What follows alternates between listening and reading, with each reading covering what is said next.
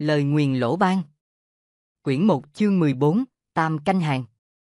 Một làn gió bắc thổi qua, những mảnh áo rách bươm trên người Lỗ Thịnh Hiếu và Quỷ Nhãn Tam bay lên phần phật, đó là những vết rách do bị thiên hồ giao liên cứa đứt, trông không khác gì vết dao cắt lỗ. Nhất Khí cảm thấy toàn thân lạnh buốt, bởi vì lớp áo trong cùng của cậu đã ướt sũng, vì đêm đến canh ba buốt thấu xương, và còn bởi vì từ bên trong cánh cửa khép hờ sau lưng đang có một luồng khí lạnh lẽo xộc ra, xuyên thẳng vào trong cổ áo, luồn vào trong người, dán chặt lấy sống lưng cậu. Trong khoảnh khắc, khắp người cậu nổi gai ốc rùng rùng. Quỷ Nhãn Tam đã hồi phục hoàn toàn. Trang phục của hắn đa phần được làm từ da bò, rất dai và bền, nên thương tích cũng nhẹ hơn Lỗ Thịnh Hiếu khá nhiều. Hắn thu Thiên Thần Phi trảo lại, nhặt vũ kim cương lên, hắn cúi nhặt bình rượu bằng bạc ở bên chân Lỗ Nhất Khí, vừa ngẩng đầu lên, bỗng đập vào mắt hắn là rất nhiều đốm hàn quang lạnh lẽo đang lập lòe qua khe hở giữa hai cánh cửa. Lỗ Nhất Khí cũng đã nhìn thấy chúng vào lúc Quỷ Nhãn Tam nhặt vũ kim cương lên. Cậu đã nhìn thấy, song cậu không lên tiếng, vì cậu còn chưa rõ đó là thứ gì, và bởi vì chúng còn cách họ khá xa, hơn nữa lại đứng im lìm bất động từ lúc cha sinh mẹ đẻ đến giờ. Lỗ Nhất Khí chưa từng biết thế nào là kinh hoàng sửng sốt, song có một người khác với cậu, đó là Quỷ Nhãn Tam.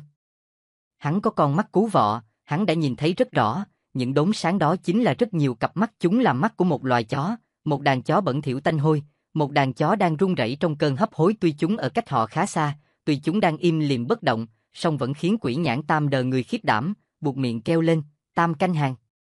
Tả truyện gì có chết, điều chó tốt mà dại, thứ gì cũng cắn. Đổ dự chú rằng, đi dại, là chó điên cuồng, nay gọi chó dại. Đàn chó mà Quỷ Nhãn Tam nhìn thấy chính là một bầy chó điên cuồng, cũng chính là chó dại như người ta thường gọi. Chỉ một bầy chó dại đã khiến Quỷ Nhãn Tam phải khiếp đảm đến thế ư? Chắc chắn là không. Trong mắt hắn, chúng không phải là chó bình thường. Gần bộ óc của chúng có một loài trùng là sống ký sinh, có người gọi chúng là gì Tam Canh Hàng.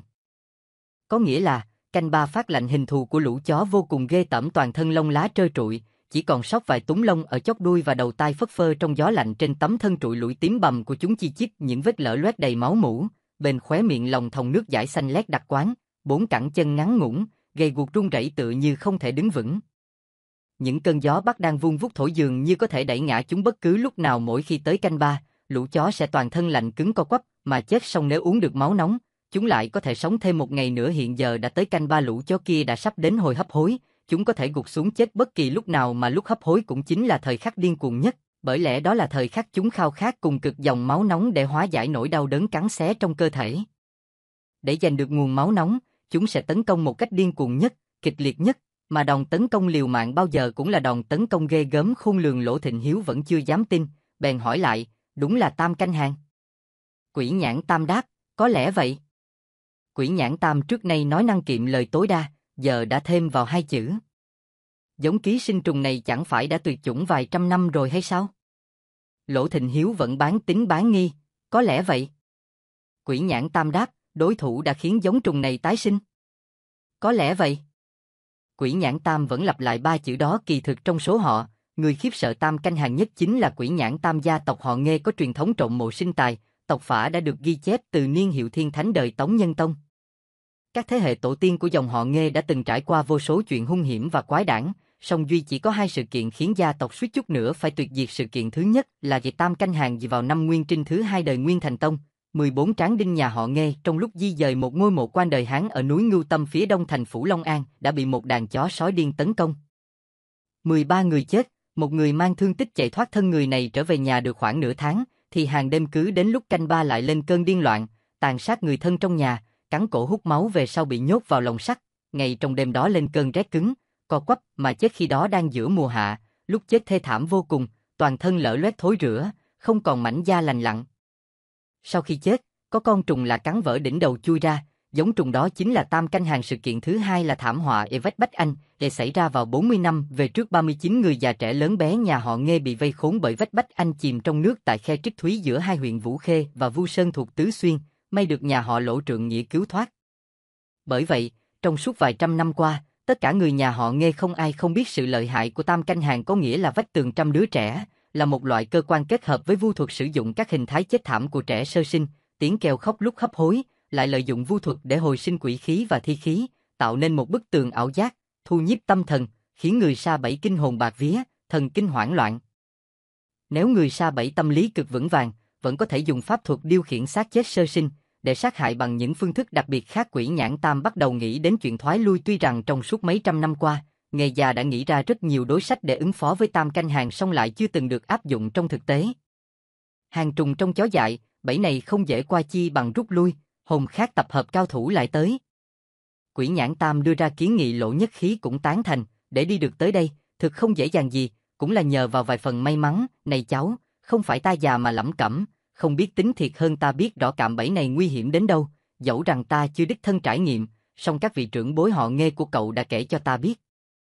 Nhưng hôm nay, chúng ta có thể vào được tới đây, phần nhiều là nhờ ra tay bất ngờ, khiến đối thủ trở tay không kịp. Nếu ngày sau lại tới, cho dù gom đủ sức mạnh lục hợp, chưa chắc đã vào được tới đây. Giờ đây tên đã lắp vào dây cung, cánh cung này không thể buông được. Lỗ Thịnh Hiếu đã nhìn thấu tâm tư của Quỷ Nhãn Tam, ông nói một cách hết sức chân thành.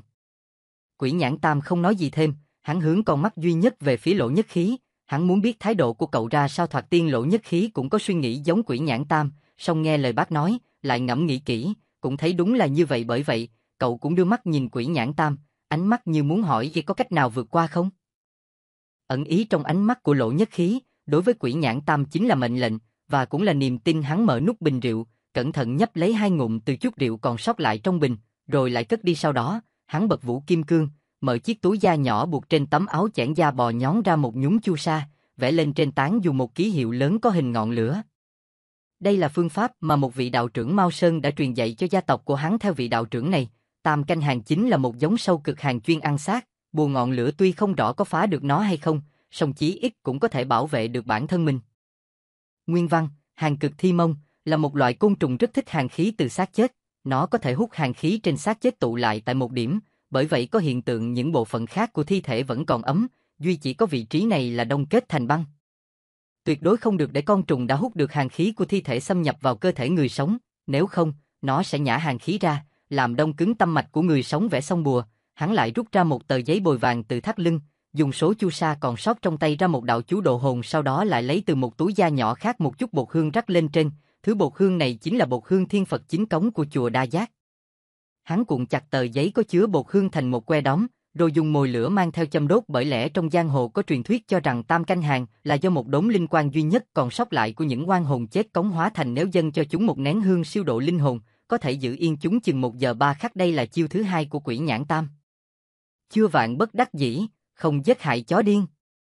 Đây là chiêu thứ 3 của Quỷ Nhãn Tam, cũng chính là một lời cảnh báo dành cho Lỗ Nhất Khí và Lỗ Thịnh Hiếu. Chó không chết, trùng sẽ không ra. Năm xưa, vị tổ tiên kia của họ Nghê đã dùng xẻng lưỡi cày bổ chết 2 con sói điên, nên mới bị hàng trùng chui vào người mà lên cơn cuồng dại. Chuẩn bị xong mọi thứ, Quỷ Nhãn Tam vẫn chưa vội xông vào trong, mà móc ra một chiếc hộp nhỏ từ túi đeo sau lưng, là chiếc hộp được làm từ loại ngọc ấm vân lửa nghìn năm. Hắn ấn chiếc hộp vào tay Lỗ Nhất Khí, nói, nếu thực sự hết cách, hãy mở nó ra.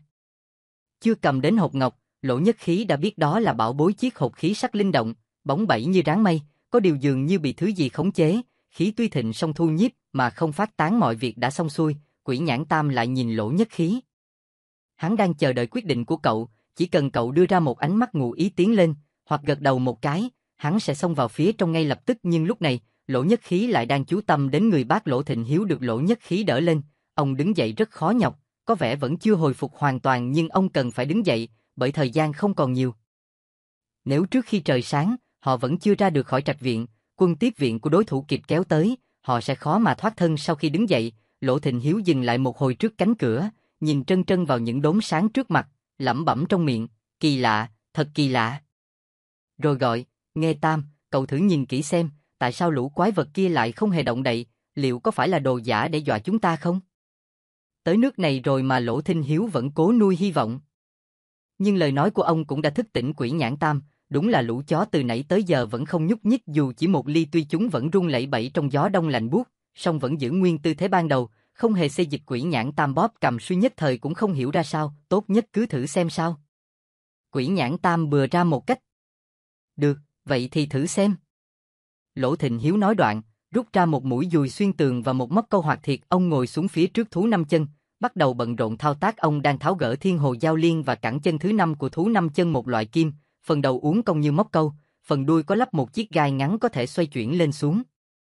Loại kim này có thể căm móc, có thể xoay tròn, chiếc gai ngắn có thể khớp lại với móc câu, có thể cuốn giữ dây, cũng có thể ghim vào để cố định những thứ đã móc được vào một vị trí nào đó. Ông cuốn 2 sợi thiên hồ giao liên thành 2 cuộn rồi đưa cho Quỷ Nhãn Tam và Lỗ Nhất Khí mỗi người một cuộn, nói, cầm lấy. Chỉ cần hôm nay giữ được mạng trở ra, sau này chắc chắn sẽ dùng đến. Ông lại nhấc 2 cẳng chân thú lên. 2 cẳng chân này khác hẳn với con thú đá, chúng không phải được làm bằng đá hoa cương, mà trông tròn xoe như quả bóng, lại tua tủa lông tơ, song chúng được chế tác rất khéo léo, từ màu sắc đến hình dạng, đều giống hệt như một cẳng chân làm từ đá hoa cương. Lỗ Thịnh Hiếu thấy rõ vẻ hiếu kỳ của Lỗ Nhất Khí, bèn chủ động giải thích, cái này gọi là gì hồi chuyển lưu tinh, vốn dĩ không phải là thứ gì tinh xảo, chỉ là thứ đạo cụ vặt vãnh trong mấy gánh xiết dạo. Song trong mấy năm qua, đối phương đã thêm thắt cải tiến, khiến cho nó không có phương hướng và góc độ chuyển động cố định, lại thêm lúc khởi động quá bất ngờ, ngay cả cao thủ võ thuật cũng rất khó tránh. Phía sau nó lại mang theo thiên hồ giao liên mảnh như sợi tóc, liên tục bay rối loạn vòng quanh, dễ dàng trói chặt người ta, lại có nghĩa là sao băng xoay tròn. Lỗ Thịnh Hiếu vừa nói vừa xoay vặn các ngón chân thú, mỗi ngón chân ông đều xoay chí ít 10 vòng để lên đủ dây cót cho 2 chiếc hồi chuyển lưu tinh. Sau đó ông ném chúng qua khe cửa khép hờ vào bên trong trạch viện. 2 cẳng chân lập tức nhảy nhót điên cuồng, va đập loạn xạ. Một hồi sau, khi dây cót đã buông hết, chúng mới rơi xuống lăn lông lốc trên mặt đất. Bị 2 cẳng chân quăng ném va đập kịch liệt liên hồi, nhưng đàn chó điên vẫn im lìm bất động. Quỷ Nhãn Tam bắt đầu tin vào sự phán đoán của Lỗ Thịnh Hiếu, nếu quả thực chúng là chó dại, đừng nói đợi đến lúc bị tấn công và chọc phá, cho dù không làm gì chúng, chỉ cần 3 cơ thể sống tràn đầy máu nóng kia xuất hiện trước mặt, chúng sẽ lao đến cắn xé từ lâu rồi. Nếu như là đội lốt khảm sống, cách dùng từ của Lỗ Nhất Khí vẫn thường pha lẫn một vài thuật ngữ của nghề đồ cổ. Vậy mục đích của họ là gì? Có lẽ có 2 mục đích, thứ nhất là để hù dọa để chúng ta rút lui, thứ hai là đánh lạc hướng chú ý, khiến chúng ta lơ là một thứ gì đó. Còn nếu đây là cạm bẫy thực, thì mục đích là gì?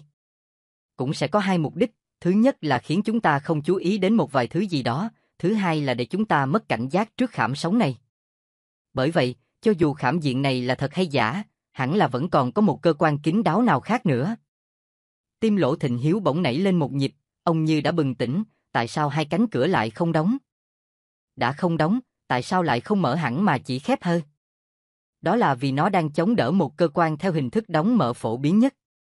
Lúc này, ông không cả kịp khen ngợi trí tuệ của cậu cháu, mà ngồi thụt ngay xuống cẩn thận quan sát phần khung của cánh cửa bàn cờ, sau đó rút ra một lưỡi liềm hình mỏ chi mỏ, móc kéo trục bản lề của cánh cửa. Vài cái cánh cửa khép hờ bèn từ từ mở ra từ trên khung cửa. Ở phía sau cánh cửa, liên tiếp 3 lưỡi dao dài từ từ rơi xuống. Đây chính là một loại cơ quan đơn giản nhất, bình thường nhất, đao trên cửa. Nó tầm thường tới mức người ta thậm chí đã quên bẵng mất sự tồn tại nó, cũng chính vì thế, nó rất dễ khiến người vượt khảm diện bỏ qua. Lỗ Thịnh Hiếu và Quỷ Nhãn Tam đều toát mồ hôi hột, bây giờ họ mới thấy kinh sợ, nếu không có những suy luận vừa rồi của Lỗ Nhất Khí, trong bọn họ chí ít lại sẽ có thêm một người bỏ mạng tại đây. Cửa đã mở, đao đã hạ, Lỗ Nhất Khí một tay giương súng, tay còn lại nắm chặt hộp ngọc mà Quỷ Nhãn Tam vừa đưa, thận trọng bước vào bên trong. Quỷ Nhãn Tam tay phải cầm ngang vũ kim cương, tay trái bắt kiếm quyết cầm hương độ hồn, bám sát sau lưng Lỗ Nhất Khí. Lỗ Thịnh Hiếu tuy bước chân có phần siêu vẹo, song cũng bám theo sát gót bước vào nội trạch viện, không hề thấy 2 dãy nhà trái đông tây như thường lệ. Lỗ Nhất Khí cũng không lấy im ngạc nhiên nữa. Trong trạch viện này chẳng thiếu thứ gì, duy chỉ thiếu nhà ở. Tuy không có nhà trái đông tây, song lại có một đoạn hành lang gấp khúc. Điểm kỳ quặc chính là ở chỗ chỉ có một đoạn mặt tường phía đông không có, mặt tường phía tây cũng chỉ có một đoạn ở gần bên nhà chính. Mặt khác, chiều ngang của hành lang ở chỗ sát với nhà chính là rộng nhất, càng về phía nam càng hẹp, đến giữa bức tường phía tây thì thu lại thành một góc nhọn, rồi chấm dứt. Ngoài ra, còn một điểm hơi khác biệt với các nội trạch viện thông thường khác, chính là ở giữa sân, sát với nhà chính có 4 gốc cây không cao lắm, trên cây lủng lẳng những vật gì đó lớn cỡ bàn tay, đang đung đưa theo gió, trông giống như những chiếc lá cây còn sót lại. Hành lang gấp khúc, nguyên văn là hành lang sao thủ, là một dạng của kiểu hành lang gấp khúc. Trong kiến trúc tứ hợp viện cổ xưa, sau cổng Thùy Hoa ở hai bên thường thiết kế hành lang kiểu này để nối liền với nhà trái và nhà chính. Hình dáng của nó là nối từ cổng Thùy Hoa, chạy sang hai bên, rồi chuyển ngoặt men theo tường chạy về phía trước, đến cánh cổng tiếp theo lại chuyển ngoặt hướng vào nhà chính, tức men theo rìa của tứ hợp viện bẻ ngoặt thành 3 khúc, trông giống như một cánh tay ôm vòng, nên được gọi là hành lang sao thủ, vòng tay.